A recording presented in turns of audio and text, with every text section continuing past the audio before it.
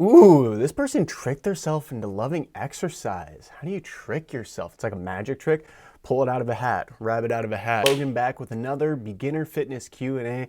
I'm wearing a beanie because I literally had the flu a couple days ago and I'm still in the process of recovering, so this keeps me warm and feeling good. Let's dive right into some questions. This individual permanently messed up their digestion during bulking and they're stuck forever. Stay safe. Interesting. All right, so 102 pounds. Last year I thought I really needed to bulk. If you're 102 pounds, that's pretty skinny, and likely if you're trying to gain muscle, yeah, you're gonna have to bulk pretty hard. Looked up how to bulk, what to eat, how to do it healthy, blah, blah, blah. Okay, so the thing he found on the internet was to eat more pasta, and you can't have enough milk, bro. So he upped his milk intake to 500. Okay, so almost half a liter to 3/4 a liter of milk every day. Started eating bread, cheese, eggs, bacon, milk, veggies, blah, blah, blah. Needed 2,500 calories. Got to 114 pounds and suddenly started strong constipation. Okay, so here's the deal with any type of diet. You need to experiment for yourself. This individual got some advice from the internet, which is fine. It's great. If you're watching this, you're getting advice from the internet. But the problem with a lot of people is that they take any advice or any advice from the internet or somebody who's really, really high on a pedestal of knowledge, somebody who has a degree or just a certification or a lot of YouTube subs, whatever, and they take it and run with it and do it without even looking at how is this actually affecting my body.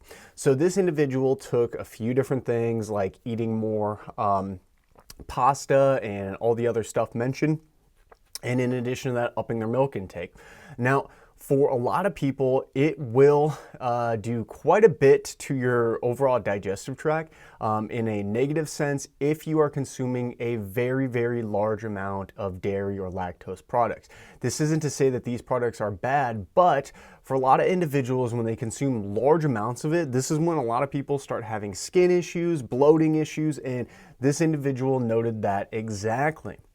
They had strong constipation. So I think moral of the story here is to remember that, yeah, a lot of these bulking diets do work. And as this individual saw, some of them have detriments to your health. So when you're bulking, for one, starters, try to do it mainly with foods that you know work well in your diet. You already digest them well. You don't have any issues with them.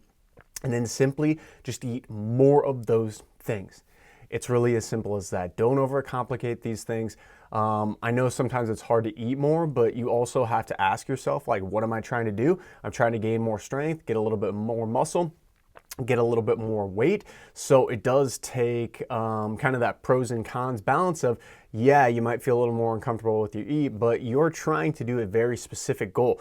Your body doesn't really want to gain a whole bunch of weight really fast, and if you're really skinny, it's likely not going to want to gain much weight at all. So you're basically fighting against your body to some degree, and just something you need to realize. But this individual wants you to keep going, and I'm guessing after I read this, I'm going to want you to keep going too.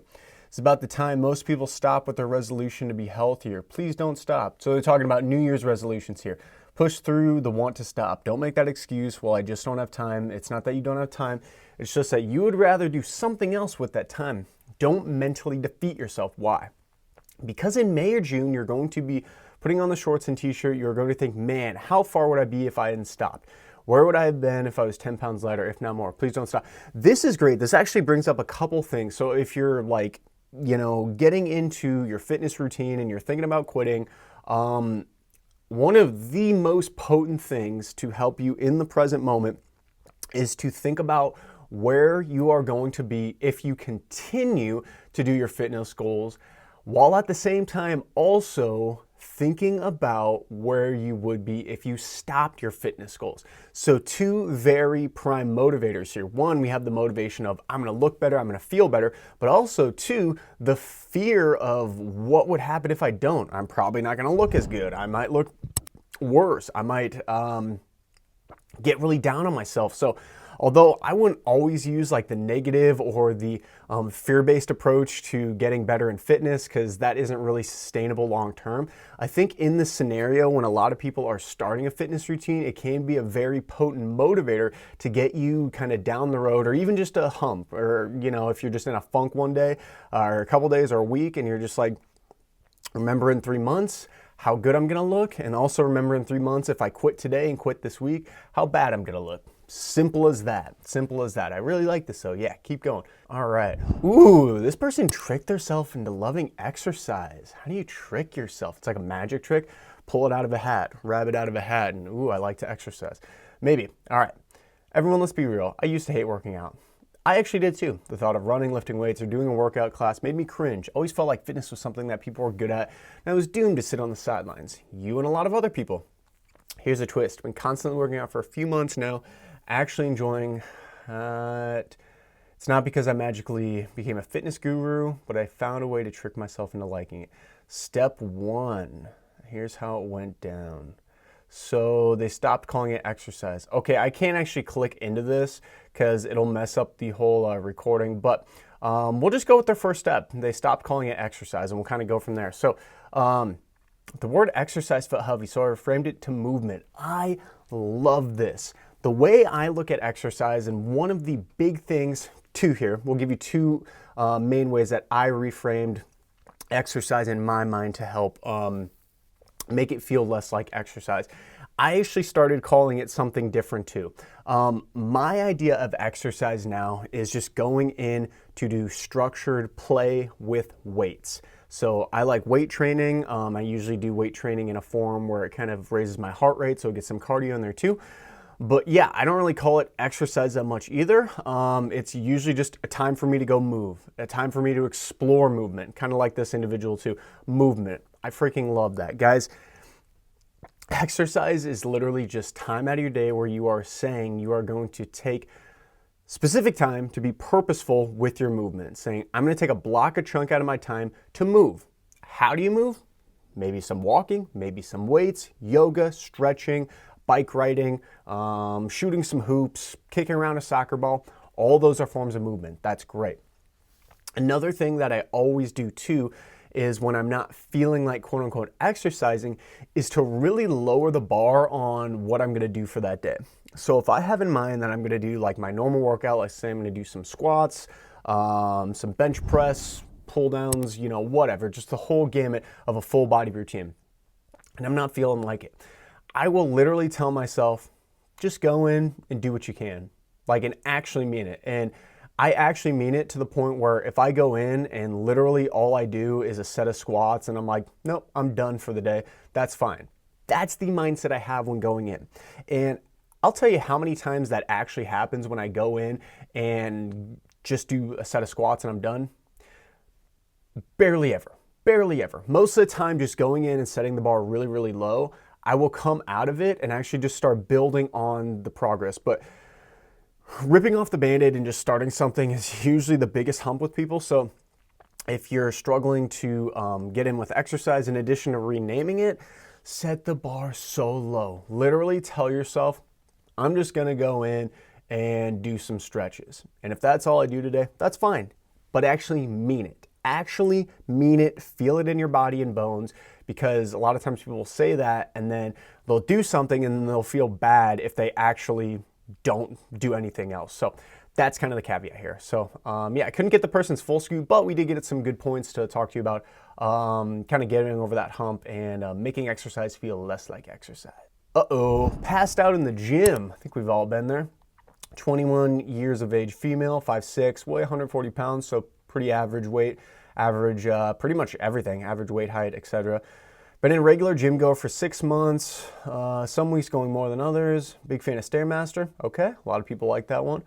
5 to 6, level 5 to 6 consistently, so that's about like a halfway, kind of like a, I would say around a jog if you're comparing it to jogging, but maybe a little bit under for 30 minutes. Picked up a new regime. Okay, so they're doing like some interval stuff now. First time was a sweat burner, but never any major issues today. I did the first round and my calf started seizing up, which has never happened before. I do yoga and every day it switched. Didn't want to overdo it, so I hopped off the bikes.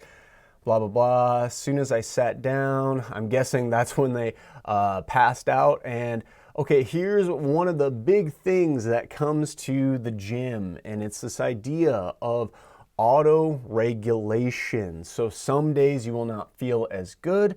Some days you will feel very good. So there are some days when you go into the gym and you're not feeling as hot, you're likely going to need to cut down a little bit of your program and not do quite as much intensity or just overall volume.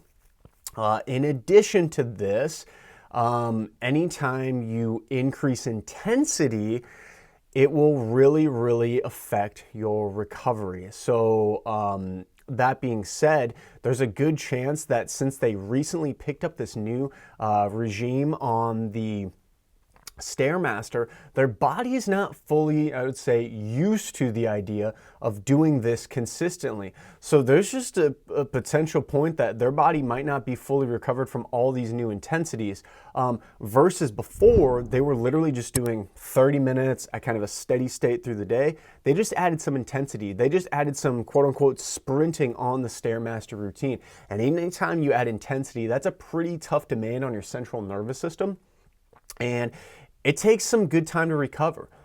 If you've ever gone to the gym and just like did sprints for like, I don't know, like 5 minutes just back and forth on a basketball court, or even just like on an assault bike, or just anything, even just like a regular stationary bike, just as hard as you can, rest, hard as you can, rest. Just 10 minutes of that. Dude, I'm telling you, it takes sometimes 2 to 3 days for me to like actually feel like good to go enough to the point where I can hammer that again. So long story short here, anytime you're adding more higher intensity cardio into your routine, just realize it's going to take more to recover from. Yes, there are benefits in particular to doing more higher intensity cardio, but at the cost of you're going to need to focus on recovering more. At that point, you'll probably not have to worry about passing out that much. But again, there is inherent risk to passing out and overexerting yourself with exercise. You're pushing yourself, you're pushing your body, you're challenging yourself. It is kind of one of the things that, where checking in with your body and how you feel is really important before, during, and after the workout. Is this workout good enough to get bulky and strong? Okay, squats, 9 reps, 3 sets. Interesting. Usually people do 10 reps of 3 sets, but okay. Push-ups, 30 reps, 3 sets. Okay, well, somebody can do 3 sets of 30 push-ups. That's impressive. Pull-ups, 5 reps, 4 sets.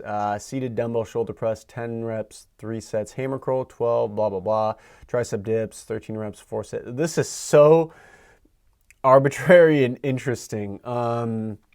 Yeah, generally speaking, this isn't too bad. You got squats, so you got some lower body. You got push-ups, so you're doing a pushing exercise, pull-ups, pulling exercise. Dumbbell shoulder press, that's another pushing exercise. Hammer curl, so just some extra arm work. And they say, planks, 10 reps of planks. How do you do 10 reps of planks? That's usually on a duration, whatever. So they got some core work. I would like to see like maybe a little bit of like lower back stuff.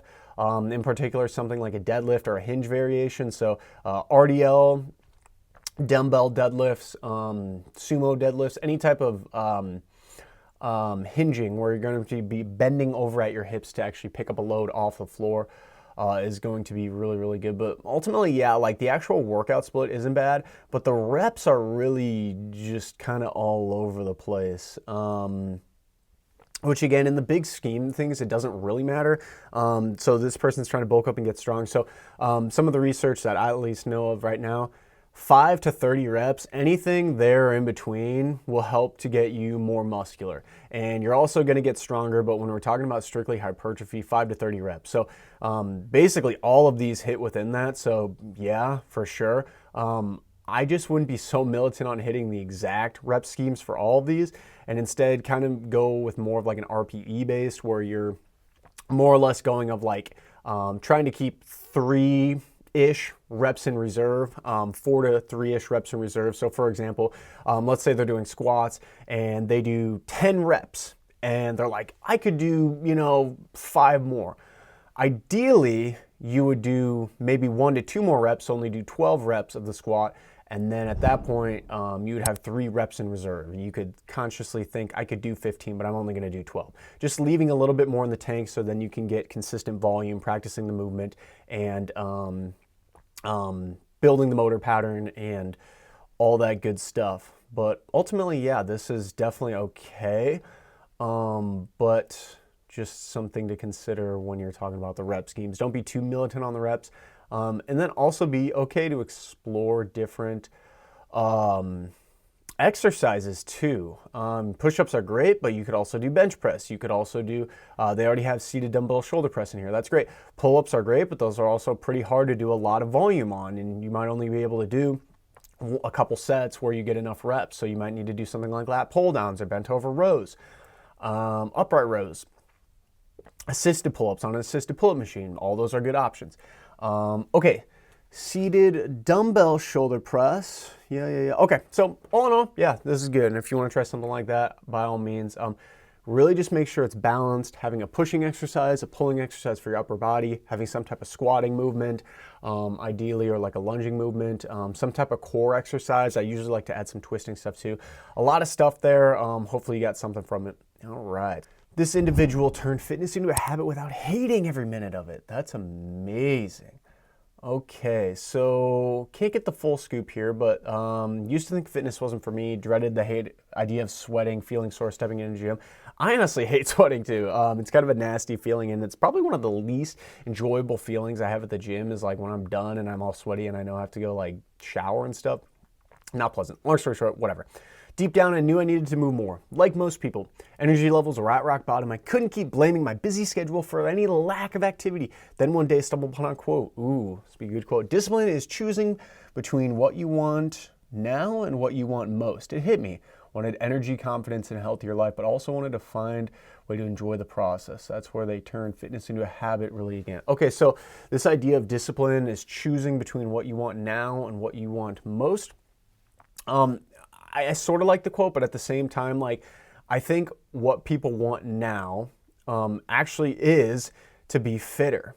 But there's a part of your brain that doesn't necessarily want you to do that. And it's the part of your brain that's trying to conserve energy. It's the part of your brain that doesn't want to get out of its comfort zone. So what you want likely, yeah, is to get fitter, but that part of your brain is like, don't do it. You're going to waste energy, or you're going to make a fool of yourself, or you're going to be sore. All these little things you said. So it's really tapping into that part of you, which I guess technically would be like your future self who wants to be fitter and healthier, all these things, and fully embracing that and realizing that any talk against it isn't necessarily part of your true self, the part of you that really, really wants to have things done and get healthier. So long story short, guys, whenever you're going through this, you do want to be healthy now. And if you're thinking like, I need to be disciplined, I need to do it even though I don't want to, you do want to. Deep down, you do want to. Otherwise, you won't even hint at the idea of doing it right now. But it's the part of your brain that's conditioned to stick to patterns, to the knowns, to all these things of like, I'm just gonna not work out because I don't know. There's a lot of stuff that could happen, like that could go wrong, and I don't want to make a fool of myself. That's not your true self talking. And the part of you that wants change, it does want to do something right now. How long can I drink creatine? Drinking creatine, interesting. So creatine is usually in powder form, but consuming creatine 5 grams 6 months in a row without pause was my first time using it. Was that a problem? No, not at all. Actually, creatine is one of the most highly researched supplements. You can take it every single day with no problem. It does not cause kidney issues. If you do have kidney issues, it would be something I would definitely consult with your doctor about taking, because you do need to consume a lot more water. And if your kidneys aren't healthy, it's not going to be able to filter and process all that water quite as well and get it out of your system. So that could be something to consider. But if you have healthy kidneys, no problem. It's not going to stunt your growth. It's not going to do anything. And actually, there's some research on creatine actually helping with brain function too. They're taking 5 grams a day. Yep, that's fine. And actually, you do need to take it consistently to get the benefits of it. It doesn't really work quite as well if you like take it every other day. Usually continual loading is the scoop with that. So yeah, no problem at all. Continue to consume it, assuming that you're getting results from it. If you're not really noticing any extra like results in the gym, it might be something to kind of put on the side. You might not need it. For myself, creatine actually makes me really constipated and bloated. So I don't use that much because even though I was getting a little stronger in the gym, I also felt awful. Like my stomach hurt, everything hurt in the gym. So not really a conducive body feeling to basically get in the gym and hit it hard. So I stopped taking it for that specific reason. But yeah, you're good. Any pre-workout supplements in the pill form that have the same effect as the original? Hydrazine. Interesting. Never heard of hydrazine. Need to order some new Hydrazine. Predator Nutrition, but the newer batches don't have the same effect anymore. Are there any new alternatives in pill form which have that same almost Ritalin ADD medication effect? Wow, okay, so Hydrazine. I'm going to look this up really quick. I've never actually heard of Hydrazine, and it kind of scares me the way he's talking about this. Hydrazine, inorganic. It's a class of antidepressants, not to be confused with blah, blah, blah. Interesting. I'm not finding good stuff from this. It says when you take Hydrazine, there's irritation of the eyes, nose, throat, dizziness, headaches, nausea, pulmonary edema. I mean, obviously those things are kind of overblown, but yeah, I definitely wouldn't take it. If you're really looking for, something to help your workouts, and I mean, Ritalin, usually that thing, and ADD medication, like it's something to just help keep you focused in the gym. And caffeine is one of the most highly researched things and is probably one of the most safest ones. I just get some caffeine pills, have some coffee, have like a pre-workout drink, but I don't know. I mean, obviously this person's maybe kind of weighed the pros and cons, but if you're looking at Hydrazine, at least based off these first few things, it doesn't seem like anything good. Just stick to caffeine and maybe some other things like beta-alanine. Drawing a blank off the top of my head. But yeah, caffeine is going to get you most of the results to help keep you focused and alert. Is this person killing their gains? Murdering their gains, brutally murdering them. Going to the gym 6 times a week, 20 male. Usually work out with weights around 1 hour, burn 400 to 500 calories on a treadmill daily.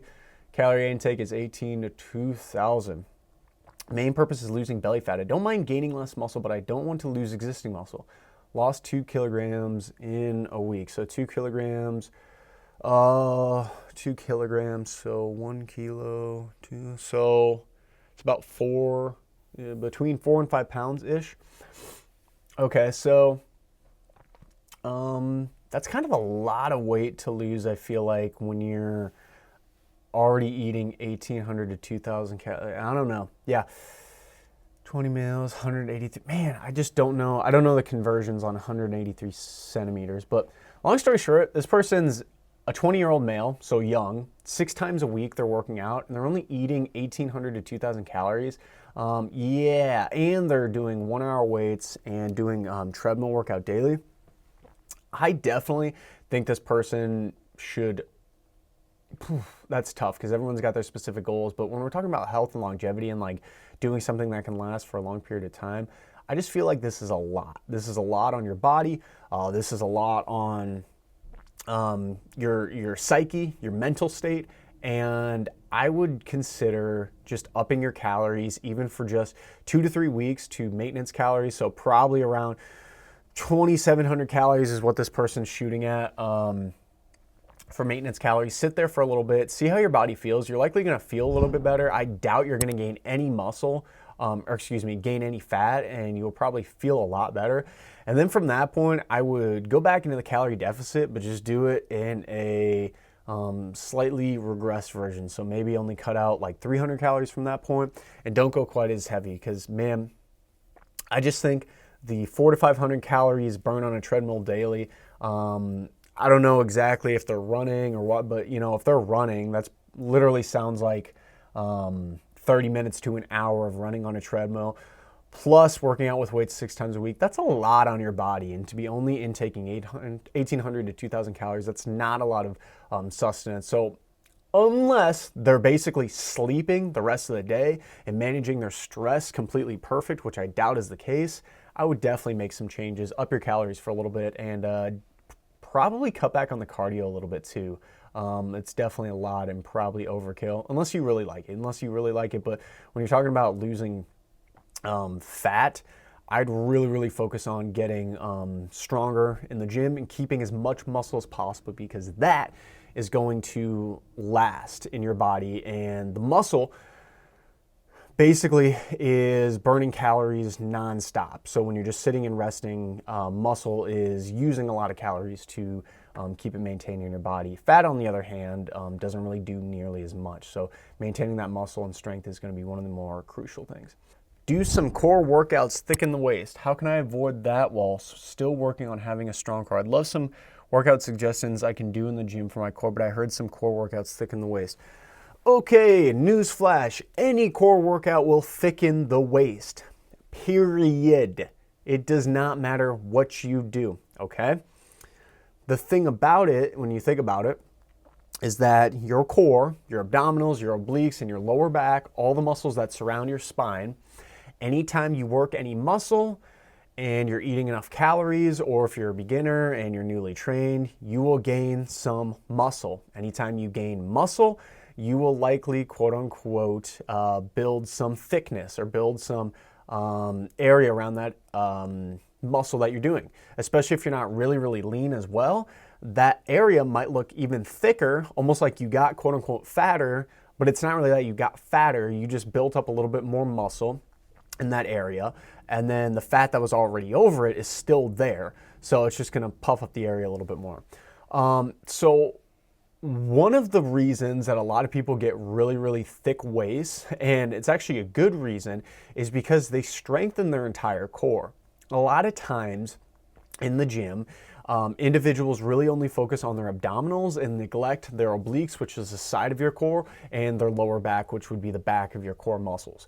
So essentially, the front of their core, their abs, are really defined, and then the rest is really lean. So they don't have super big obliques and a lower back. So it makes the illusion that they actually have a very thin waist, when in all reality, their core is likely just very underdeveloped in totality. And this might be like, oh, but it looks good. It's like, yes, it may look good. However, you are predisposing yourself to have a lot of back pain, a lot of tweaks, anytime you do any type of activity where you're bending over in weird positions, or you need to use your back or your obliques. And this is a big deal because if you want to train and work out for a long period of time, you need to avoid these simple things. So yes, some core workouts do thicken the waist. Actually, all of them do. But if you don't want a really, really thick waist, I would still recommend doing your entire core. Just maybe don't do that much overall volume on it.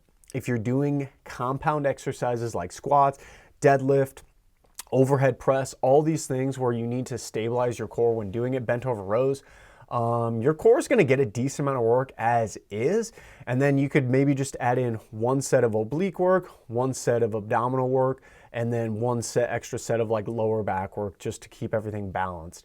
Your core is not going to get super, super thick to that point, but if you do add a lot of extra volume, yes, it probably will. This person has chronic back pain and they're getting a gym membership to help with it. Okay, starting a gym to help chronic back pain. I love it. I'm a little nervous to start, hoping to get some guidance. Little background: 31, 5'10", 185 pounds, grew up decently fit, perfect. Skateboard a lot and was very active. Past 5 years have stopped most of my activity besides my job. Work construction, so it's fairly active. Okay, so that's a good start. You're already doing a lot of, just general, like picking up probably 20 to 30 pound objects multiple times a day. You're on your feet, whatever. A few months ago, hurt my back lifting something that was maybe 20 pounds. Okay, we just talked about this. Had a pinched nerve, and ever since I've had issues with my back. Been going to the doctor, aren't able to find anything seriously wrong. Question is, where should I start? Pretty much no gym experience. A little bit of guidance if anyone could help. All right, so anytime you experience pain in your body, one of the biggest things I want people to realize is that your pain is in your head. Now, this might sound condescending, but hear me out. Anytime you feel pain in any part of your body, it's actually because the nerve signals around that area of your body, let's just say your lower back, for example, are sending a pain signal up your spine and up your central nervous system into your brain, and that brain is then translating it into, okay, something's wrong here, we're going to send back a pain signal, okay? that's where tightness ensues, that's where inactivity ensues, and usually this is okay at start. Like if you roll your ankle really bad, you want pain to be sent to that area because you're not going to want to be physically active, you're going to want to rest it. But it can be a problem when it comes to chronic pain like this individual is talking about, because the pain signal is always there, okay? So the first thing, there may be something wrong. There may be something wrong. However, it likely is being overblown in the amount of pain you're actually feeling, okay? And a lot of times, if it's going on for a really long period of time, the pain or the tissue or whatever damage happened will likely be gone, or at least less severe than it was before.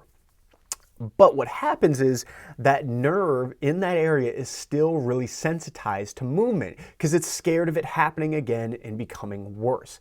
So a lot of times when it comes to physical therapy, what they try to get individuals to do is this idea of desensitizing the area to pain. And usually how this works is by slowly progressing them through greater and greater ranges of motion with greater and greater loads from a point that they can tolerate. So I'm going to use one example here, and this will apply to any movement that he does in the gym or any type of movement that causes pain. You will try to do a movement that causes pain right off the bat in a way that doesn't cause pain, right? Duh. How does this look? They have lower back pain, so let's say they're doing a deadlift. We're going to work off a deadlift. So there's a lot of different ways that you can variate a deadlift to, variate, is that a word? Variate. That you can vary a deadlift to make it easier and not as stressful on your body and back. And I will say stress isn't a bad thing, but in cases of pain, you do need to tread cautiously because pain can flare up really quickly. So one of the first things that we can do is obviously work on our load. How much weight is on the bar if we're deadlifting? Did you realize you can deadlift no weight? Literally bend over, touch the ground, and stand up. That's a deadlift. It's a hinge, but you're just not using any weight.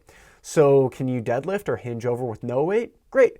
Let's try deadlifting and hinging over with a 10-pound dumbbell, or maybe just a backpack with a couple books in it. That's like 3 to 5 pounds. No problem there? Great. Keep adding load until you get to a point where you're like, yeah, this is kind of dicey for me. That's the first one. The second one you can do is to monitor your overall range of motion. So if picking something up off the ground, regardless of how much weight in it, is really, really difficult for you, what you can do instead is try to pick up something from knee level. So I do this a lot of times with seniors I worked with. I would place something down on a bench or a chair, let's say like a really light dumbbell. So they're still bending over to pick up that dumbbell, but it's a really decreased range of motion. It might only be like, let's say 3 to 5 total pounds, but they're not going down nearly as far. So decreased range of motion, the muscles and the joint angles aren't nearly as demanding and getting used quite as heavily, but it's still practicing that movement. The last thing is tempo. Anytime you increase the speed, there's a higher likelihood of the rep getting misgrooved, you not using your muscles or engaging them properly, and just some potential error that could lead to tweaks or muscles getting used a little bit more heavily than they're used to. So slower reps, less range of motion reps, and less weight. Those 3 things all together, if you accompany that into any exercise you're doing, you will likely be able to find some variations of movements that you can do without pain. This is a great thing. So this is what I would do anytime you're going to the gym. Start off very light with your weights. Start off with a decreased range of motion with your weights, and start off very slow. And as you build up weeks, as you build up days, months, etc., try to push it to more and more. And over time, you'll hopefully have no issues at all with any of this and be feeling really, really good in the gym